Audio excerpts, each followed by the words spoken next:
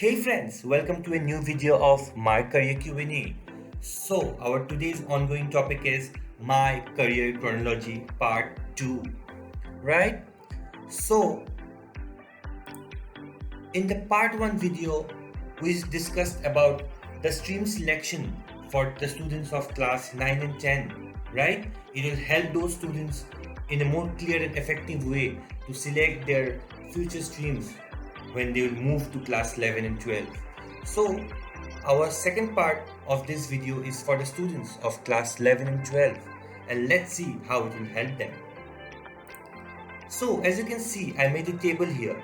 If you have a pen or a paper near you or even a mobile phone, you can just note this table down and just keep it down there and relax. Let me explain you this table, and when you get time, you can just introspect yourself by filling out this form, right? So, let me read out the headings. The first heading is the graduation program selection after the 12 board examination.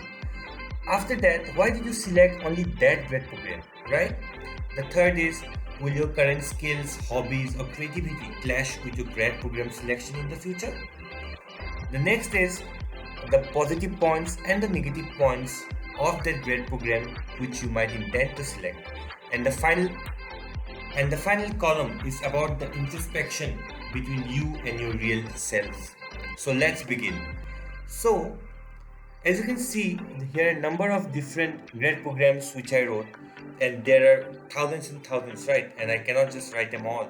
So I just wrote the most common ones are the BTech, the MBBS, the BA, BSc BCom honors, the LLB, BCA, the Bachelor of Hotel Management, the Bachelor of Architecture, the Fashion Technology, and etc. etc. Now, if you fall in any one of these grad programs which you might intend to select after class 12 or you've already selected, then it's good. If not, you can just add your own selection in the list below. Now, the second part of the column is, what was the specific motivation for taking this grad program? Was it you who selected it from your own heart, or was it your parents who selected out for you? Or is it some relative who told you to just try that program out, or is it some friend because maybe your friend is going to that college or that same grad program, that's why you are going? So what is it for taking that video, or who is it, right? So you can just write in the second column. The third is, will your current skills or hobbies clash with the grad program selection in the future? For an example, you can just read this column here. I wrote it, suppose you have a lot of interest in clothes, suppose design, the type of fabric, the color combination, the manufacturing technology, and many more. And if you choose to study BTech as a civil engineering, this question I think is mainly for the girls, right? Who have lots of interest in different fashion technology, the fashion designs and everything. But most of them study, civil engineering. So I just want to ask you, will your interest over fashion clash with your grad program after passing the grad school?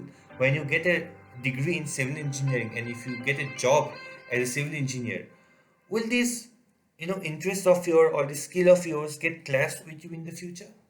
You just have to think, you just have to introspect yourself, and whatever just comes to your mind, you can just write it down here. The next column is the positive points. What are the positive points which you thought when you were selecting that specific grad program? So to help you out, I just wrote 3 or 4 questions to help you out. If you have some other questions in your mind, you can just write it down there and you can answer them.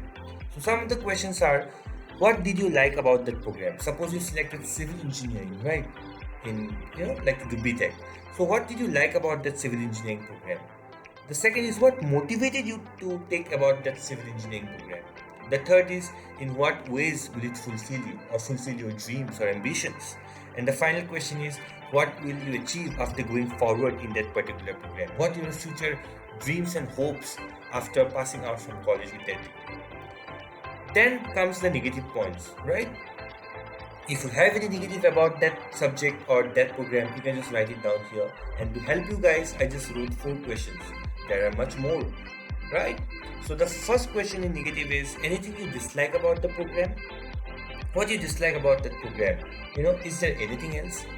The second is, are you demotivated in any way about the program? The third is, in what ways did you fail to fulfill you? right? And the final is, what were the struggles there? How did you overcome those struggles? Or are you still trying to overcome them? Okay. And the final column is the introspection between the real you and the self qualities that needed to be the person you see yourself becoming professionally with that program you choose. So, this column, I think, it's not visible for you. So let me just zoom it down a bit and it might help you. So, yes. So the questions are here, and just remember that while answering these questions, you have to be very honest to yourself, because hey, you cannot cheat yourself, right? So the first question is, suppose you have a lot of interest in the clothes, the same example which I gave in this column. Suppose you have a lot of interest in the clothes, the design, the type of fabric, the color combination, etc. But you choose to study BTech and civil engineering, right? So, does your true you see yourself sitting down at a desk job for 8 to 9 hours per day? Maybe after passing civil engineering, maybe you're in the field out there, or maybe you're not in the field out there. So, do you yourself see somewhere down as an engineer and do you like it, that vision? The second question is, does your current persona allow you to design and draw building diagrams, blueprints, etc. at a stretch for too long? Hey, because as a civil engineer, you really needed to design the buildings, design different monuments, right? Or maybe an office space. So you have to undergo with many blueprints, and some drawing diagrams. And for a stretch, some of my friends who are civil engineers or architects, they continue their blueprints designing for at least 7 or 8 hours per day. So are you up for it really, right?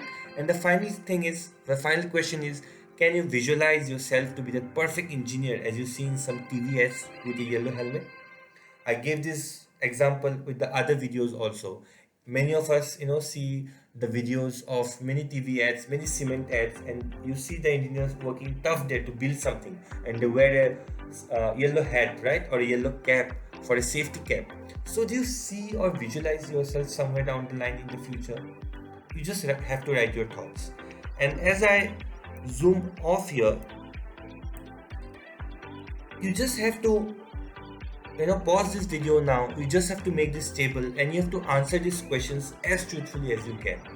And I'm sure after you answer these questions very truthfully, you will be able to get a clear view about the grad program selection and the grad program that you selected for the future.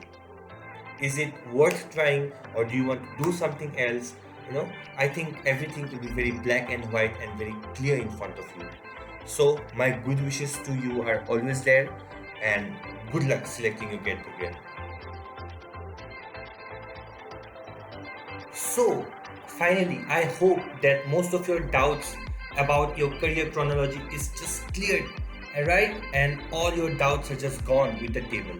Now, in the second part, if you just answer these 5 questions, I'm 100% sure that you'll get 200% clear vision for your upcoming career. So, you just have to answer the 5 questions after filling out the table, and the 5 questions are: what themes, patterns, or trends did you notice in your career chronology table? Did you notice anything about yourself, your career patterns? You just have to write that. Whatever just comes to your mind after looking at the table. The second is, in what ways have you shaped your career to date? Have you shaped your career to date, in a very fantastic way, or are you not satisfied with your career? Whatever just comes to your mind, just write it down. The third is, when have you taken any risk? How have they turned out?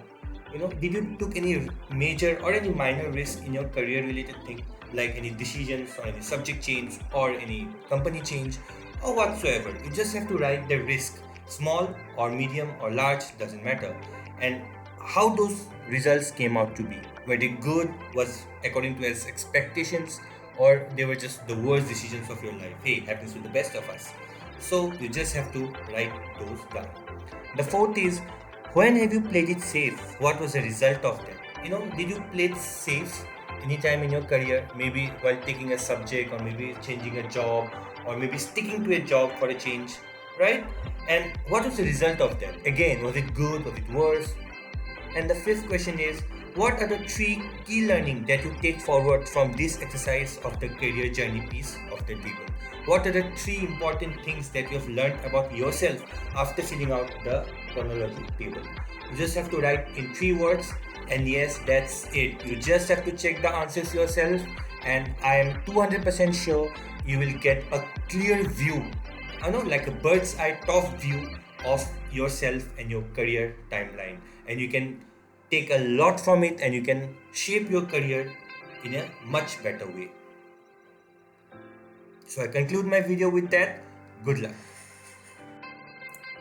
So, are you craving for more videos like this? Subscribe now to my channels at Facebook, Instagram, YouTube, and LinkedIn. You can also follow my site at www.mycareerqna.com. So, until next time, take care. See you soon.